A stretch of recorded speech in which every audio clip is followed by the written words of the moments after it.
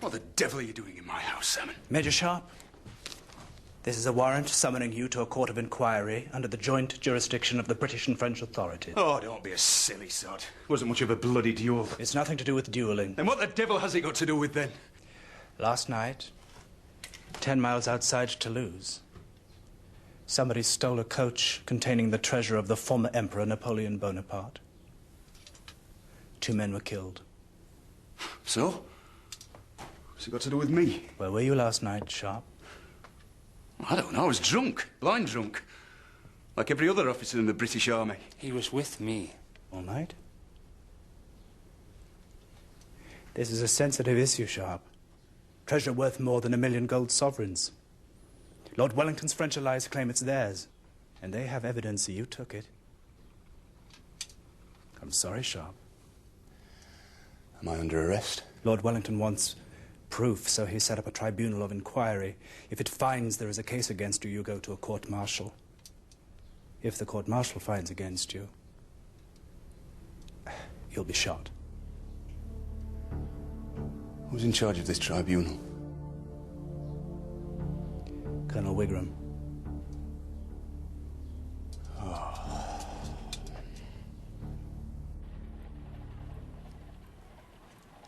Wish to withdraw all of it? All of it. 10,000 guineas. It's a very large sum, if I may say so, Mrs. Sharpe. Are you sure that you want it all? She's quite sure. Well, if you'll sign the bottom of the page. How would you like to be paid the sum specified? Notes, coins, bonds, makes no matter. We'd like it in this bag. Oh, no. That's quite impossible. We do not have such large sums on the premises. But it shall be with you by noon, ma'am. Please be sure it's sent over on time. Carruthers has your address. I'm happy to have been of service to you, Mrs. Sharpe. Ma'am? Thank you. Carruthers, Yes, sir. put a letter in the post to Major Sharpe. Tell him his wife has closed the account. The purpose of this tribunal is to inquire into the disappearance of the personal treasury of the late Emperor Napoleon I, whose property now belongs by law to His Most Catholic Majesty Louis XVIII, King of France. Monsieur Roland represents the interests of the new French administration. Major Sharpe, as there appears to be a prima facie case against you as perpetrator of this crime, you may wish to appoint a lawyer. Just get on with it. I shall speak for Major Sharpe, sir. Don't be a damn fool, Fredrickson. What do you know about the law? The court recognizes that Captain Fredrickson will hold a watching brief for Major Sharpe. Proceed, Monsieur Roland. In December last year, the Emperor Napoleon Bonaparte was persuaded to contemplate the possibility of defeat. His private treasury was packed in wagons and a permanent escort provided under a hand-picked officer, Colonel Maillot.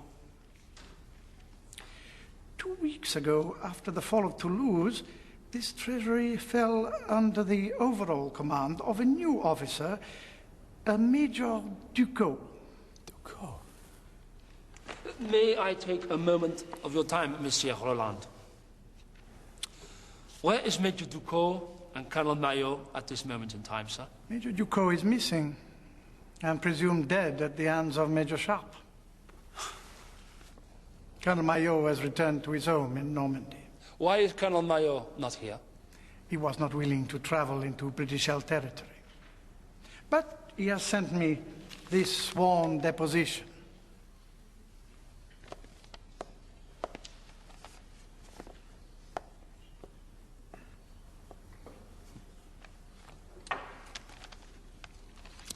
The script, sir. Why is it so shaky? Colonel Mayo was wounded in the attack on the treasure train. He lost 2 fingers on his right hand. Did you see him write it, sir? No, but it tallies with the evidence at the scene.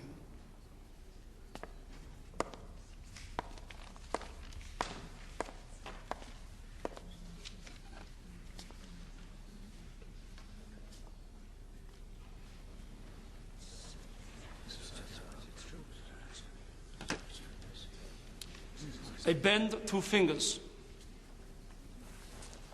Tie a bandage about it. Voila!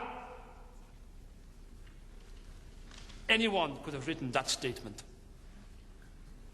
If this tribunal of inquiry finds against Major Sharpe, he will be court-martialed for murder. You cannot shoot a man with no more evidence than a scrap of paper which looks as if a spider has crawled all over it. Habeas corpus. Produce the body.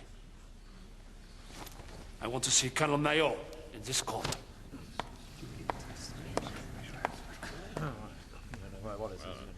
Habeas corpus. A fellow in the field artillery gave me a law book to wipe my arse with. But I read it instead. I think, Monsieur Roland, we must insist on Colonel Mayo appearing before this tribunal. I will fetch him here myself, but it will take 2 weeks. Just one last question. Why should Major Sharpe, a rich man, want to rob the treasury? He was a rich man. Major Sharpe's wife withdrew all his money from Messrs. Adam Hopkinson and Son in London a week ago. And how do you know this? We intercepted a letter from Messrs. Hopkinson and Son to Major Sharpe.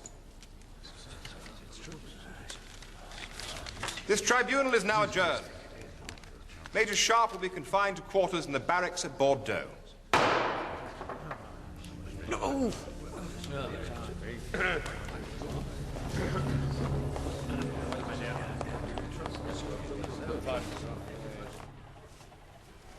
Oh, Molly, I'm so glad you went back and bought this. I wanted it so much when we saw it yesterday, but it seemed so expensive. How much do I owe you? Good grief, girl, it's a gift. No, Molly, I insist. Oh, well. 3 guineas. Oh.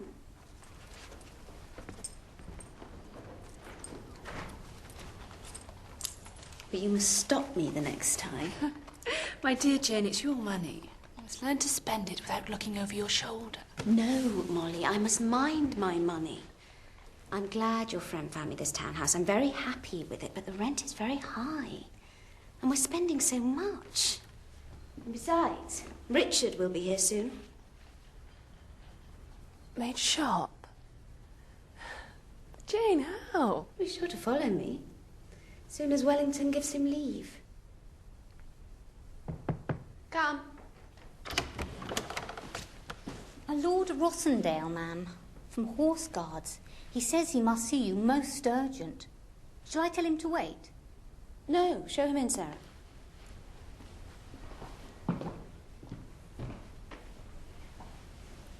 Mrs. Sharpe. I'm sorry to intrude upon you, madam. I would not have done so were it not a most urgent matter. I regret to say that your husband, Major Sharpe, has been arrested. Arrested? On what charge?